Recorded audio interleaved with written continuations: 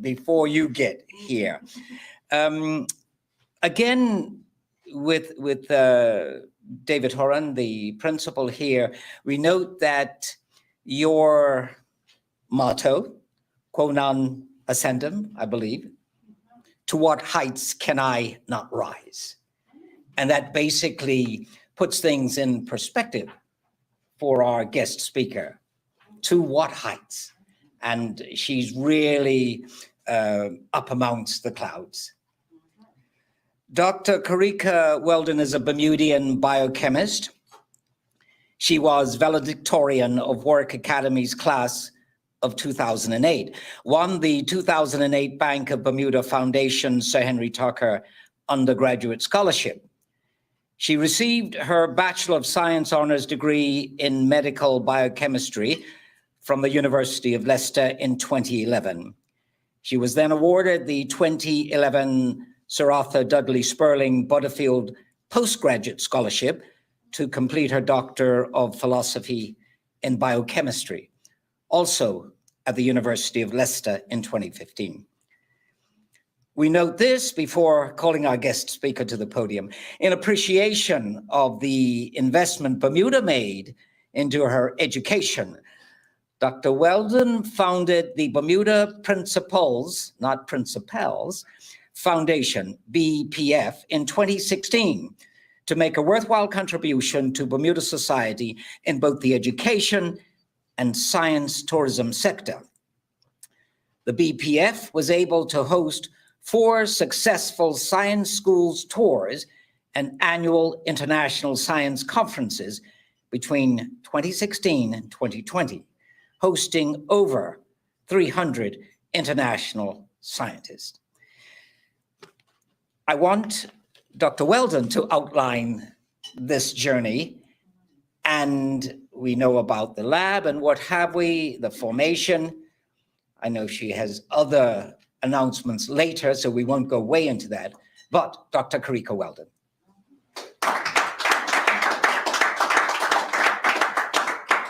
Thank you very much. I am very honored to be here today. This presentation is not just from my experience. I told my parents and they said, well, you didn't know what was going on when you were a child. So I've gotten input from them and they have a few points they want me to get across as being my parents that took me on this journey for most of it. And you will enjoy, I hope, this presentation. This has been my favorite presentation to do because it's all full of pictures of me as I grew up. So I'm excited to share. Okay, let's go. Okay, the other thing I want to mention is that today is actually the International Day of the Girl Child. And you're going to hear a story right now about how this girl child went from being a baby up to the woman I am today. So this is me when I was just after I was born. This is the girl child we're going to learn about. And I want to just say how it started. These are my beautiful parents, Ellington and Carrie. Well, oh, you can't see what's going on. Okay, let's sort that out. Okay. So you're sharing which screen? Yeah, I thought about sharing my screen. Yeah.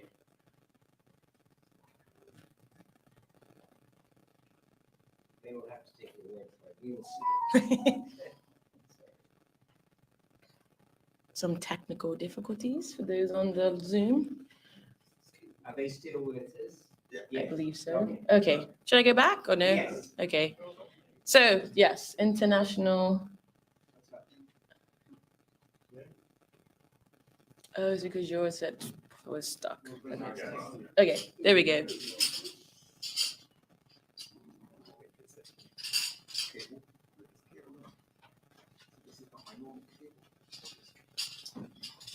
Well, you just had it on. So.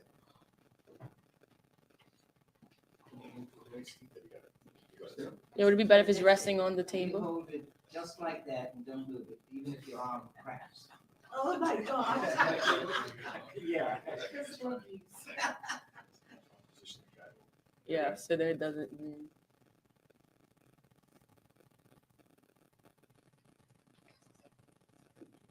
All right, I think we might have hit it. Just no one touched that plate. All right, so today is International Day of the Girl Child. And this is the girl child you're going to be learning about today. This is when I was a little baby. So this is where it all started. These are my parents, Ellington and Carrie Weldon. I think this is before I was brought into the world. And this is my father holding me on the day I was born. Awesome. So it started on May 12th, the best month ever, 1990. And I'm a stickler for numbers, so born at 11:19 p.m., just 41 minutes before Mother's Day that year. Oh, dear. Yeah. So the first part of my journey was between the ages 0 and 4. And I was put in a home nursery. My parents wanted me to share. And they not just sent me to nursery and then picked me up and then didn't do anything at home. What they really wanted me to stress is that they were doing a lot of activities with me at home. So they were teaching me how to count. They were teaching me my colors. They were teaching me to read. They were teaching me the alphabet. And they noticed at that age that something was a bit unique and special at that point, because I was able to say the alphabet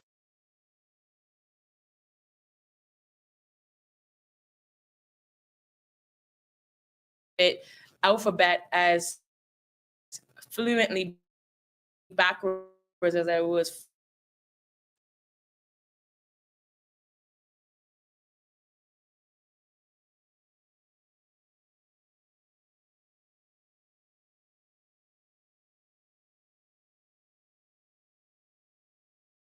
something going on here. Yeah, definitely something going on in a good way. So again, it's what my parents are putting in. And what I will say is that here, my parents are young parents. They're in their early 20s. So, and I'm the first child. So I was like the experiment, I like to say, for their parenting. And so, but they were very open to advice from professionals. And so there was a teacher, you might remember Miss Karen Birch, who was a teacher with me at Ford Preschool, and she told my parents that there was something special about me, and she coached them on how to pursue that, right? They didn't say, well, I know all things, this is my child. They got advice from the community, and that is how they were able to navigate that space with me. Then I went to BI, actually. I went to Bermudian Institute right afterwards. And I went there, and again, something similar happened where in the first year in kindergarten, I actually finished the syllabus in half the year. And then the other half of the year, I did grade 1. So I actually did 2 years in 1. And what I want to say as well is that I was very restless in class. So I was actually causing trouble, right? And so if you didn't understand why, you would just think, oh, she's a troubled child. Why is she doing this? Why is she doing that? But again, the teachers were keen enough to know that it was because I was bored and I was not being challenged. And so they, had that wisdom to give me more work to do and not just label me as a bad child. My parents used to meet with the teachers on a regular basis, again, very involved. But they felt that I wasn't being challenged quite enough. And so they took me out of Bermuda Institute after 2 years, and I went to a public primary school, which is the best primary school, of course. Port Royal Primary School is where I went. I don't have any pictures. I couldn't find them of me at Port Royal when I was in Port Royal, but I do have this picture from 2019 when I was the Bermuda College Corange Science speaker, and I went back to Port Royal as a speaker and spoke to the children there about genetics. And I remember those questions were very difficult, and I was blown away. But Port Royal is where I went from P3 to P6. I was doing other activities like swimming. I used to swim with the Shark swimming team, actually at our academy before I got there. And the other thing that used to happen is my parents used to meet with teachers every month. Every month.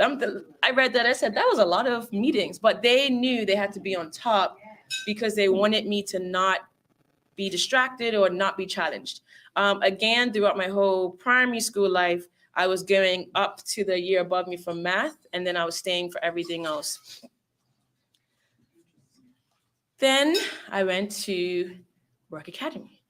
And I remember specifically, like my mind was set. I was like, I need to go to that school.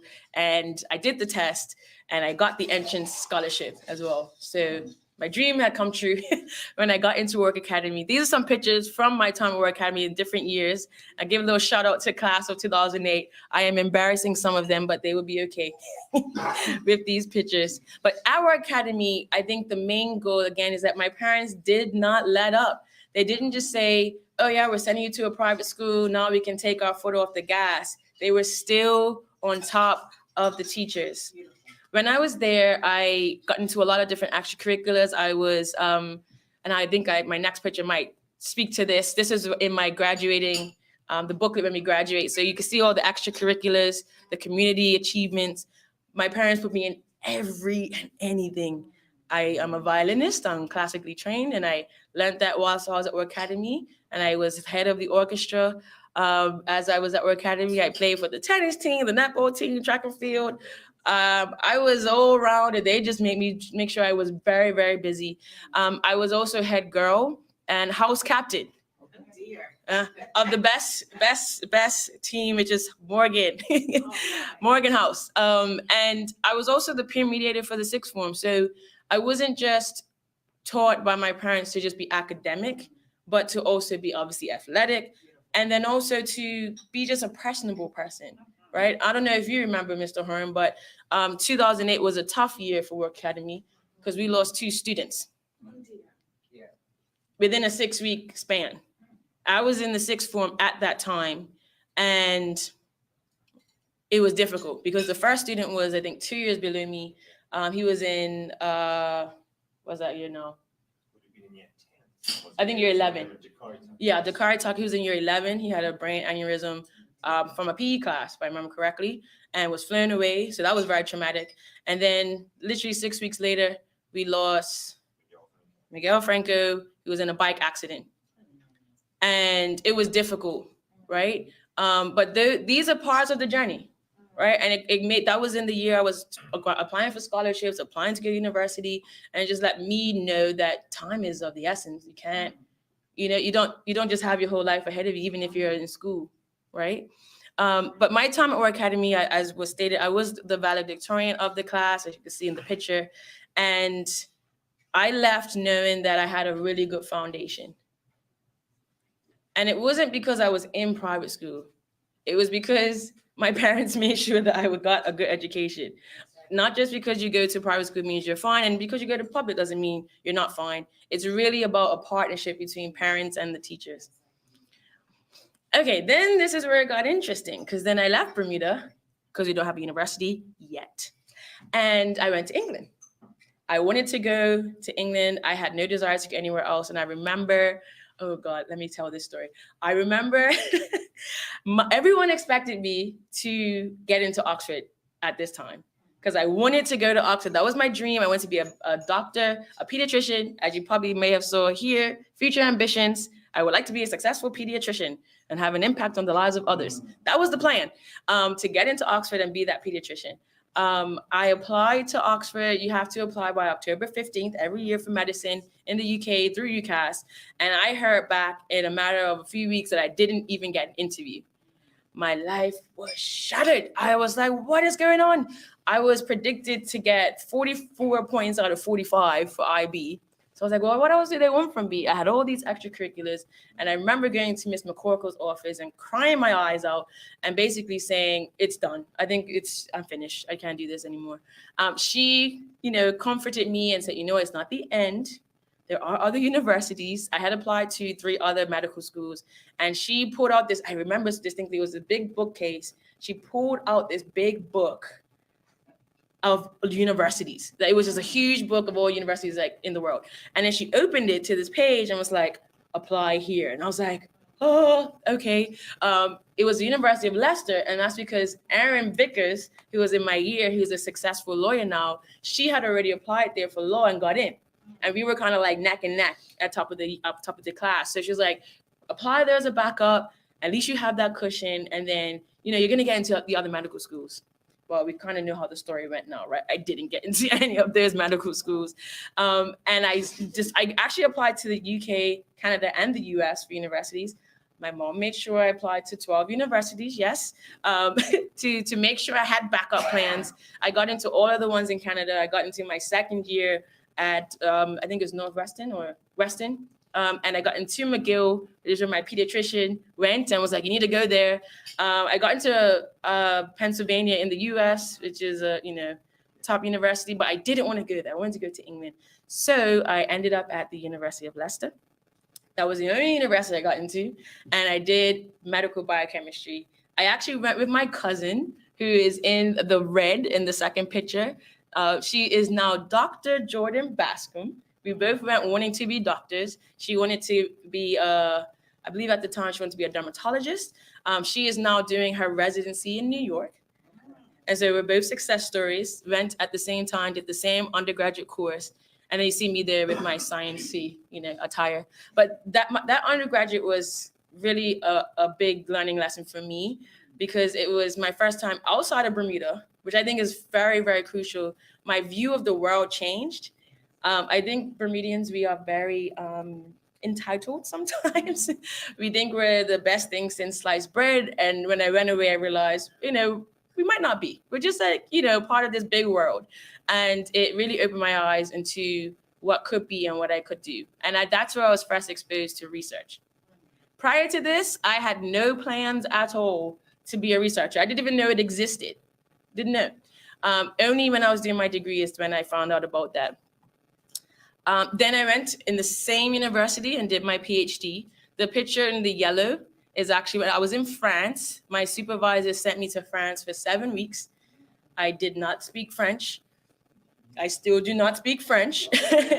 Everyone wanted to learn English, or they wanted me to speak English. But I went there to learn a technique that my supervisors thought was going to be very crucial for my project, which ended up being the case. I was there day and night. And again, the work ethic that had been instilled in me, I was able to do in a foreign land, and was able to bring that technique back and perform. And I got 2 scientific papers out of my PhD, and was able to graduate at the age of 25. So that was an accomplishment. It's something I wanted to do. I always wanted to be a doctor at 25. I just didn't know it would be a sciences doctor, not a medical doctor.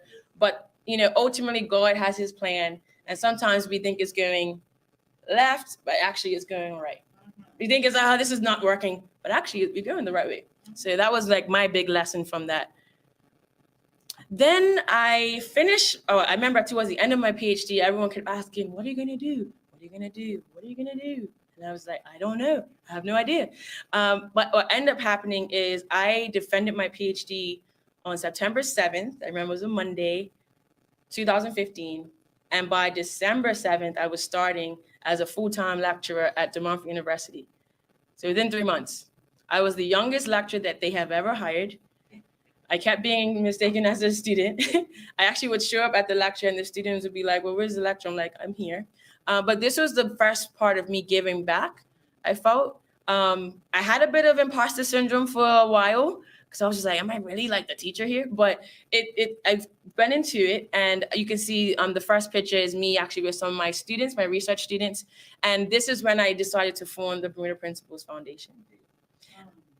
I knew that in the UK, they had a way to give back in science, but I didn't know if that was a way to do that in Bermuda. And so I created that charity. And you can see 2 of the different instances where we're actually training young Bermudians to do PCR, actually, which was in 2018. Yeah, so this was way before COVID. And then we also had a science ethics debate, and that's what that second picture is on. I think they're debating about HeLa cells, which is about the Henrietta Lacks story, right? Which is very interesting. We're almost done. Then I was like, you know what, I enjoy teaching, but I want to go back to my passion, which is research. And I went to the University of Oxford and had my dream job. I was a scientific researcher at the University of Oxford. I finally made it. Remember, I didn't get in. 10 years later, after I should have been enrolled as a student, I was now employed. They were paying me. I wasn't paying them. I was loving it. I was like, oh, I made it finally. And then we all know what happened. The pandemic occurred. And, I answered the call and I felt like the whole journey happened at the right time. I remember when I was doing my undergraduate, I had to pick a project for my 3rd year project. I did it like the night before. I was last minute. I picked people that I wasn't even sure who they were. And I got my 4th choice. My 4th choice ended up being an RNA researcher. the only one that was on there. And he became my PhD supervisor and is now a lifelong mentor of mine. And if I didn't go that route, I wouldn't have been able to help the country. So it all plays into how it should go. And I think for me, the biggest impact has been seeing young girls be inspired by just me doing what I was doing. I was putting my eyes out most days, but they saw the impact. And I think the main goal or the main message I want to get across is that just being yourself inspires people. Yeah. It was a slight little detour on my career path from what I thought was going to happen, but the impact has been amazing. As you know, I got the Queen Certificate Badge of Honor. I'm currently the International Woman for Bermuda from International Women's Day. I was able to, again, and this was in 2018, I believe, in 2019, teach, this is a 2-year-old, how to do PCR. She's actually doing PCR with us at a 6-year-old at the time, and just be able to give back. And now I'm at this but the current step, which is an announcement I have later today. So everyone tune in for that. But it's going to allow me to continue on this journey where now I can put back into our young people and make an impact using my skills that I have gained. So, thank you so much. Yes. That is fantastic. We are going to ask one of our esteemed, we have many in our club, educators, in just a moment. His son was valedictorian also at Warwick, but we will ask him if he would do the honors and thank you in a moment. But we have a special presentation. If you will come around this side and join in a moment our past president, Graham Henderson, and I will let you know what this is. Just putting my shoes on, sorry. That's okay.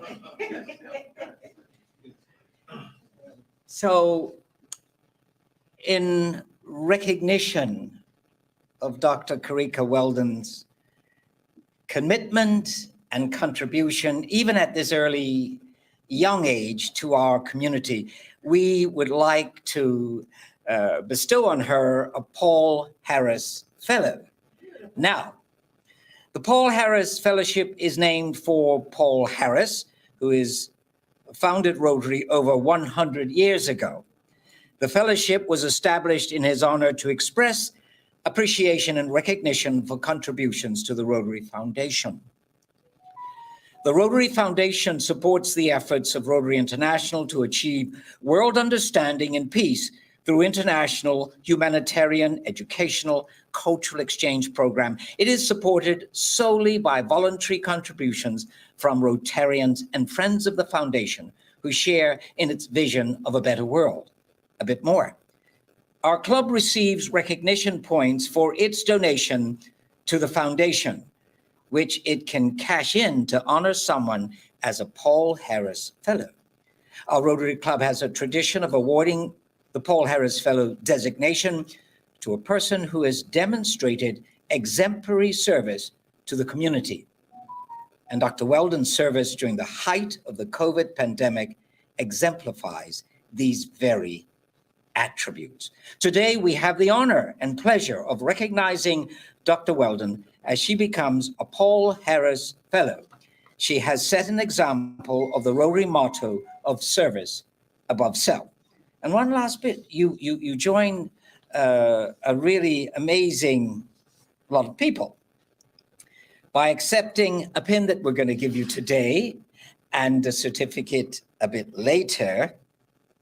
You will join a family of well over 950,000 Paul Harris Fellows worldwide.